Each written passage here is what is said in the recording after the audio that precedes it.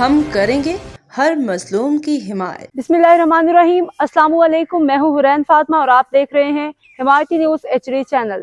نظر ڈالتے ہیں آج کی اہم خبروں پر۔ اسلام آباد وزیر دفاع خواجہ آصف سے ایرانی ہم منصب بریگیڈیئر جنرل عزیز ناصر زادہ نے ملاقات کی۔ اس موقع پہ باہمی دلچسپی کے امور سمیت دیگر اہم معاملات پہ تبادلہ خیال کیا گیا۔ اس حوالے سے وزارت دفاع کے اعلامیے میں کہا گیا ہے کہ ملاقات میں پاکستان اور ایران کے درمیان علاقائی امن اور دفاعی تعاون کے عزم کا اعادہ کیا گیا۔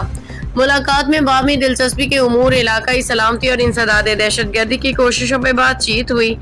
تعاون بڑھانے کے طریقوں، دو طرفہ تعلقات مضبوط بنانے، خطے میں امن و استحکام کو فروغ دینے کے عزم کا اعادہ کیا گیا۔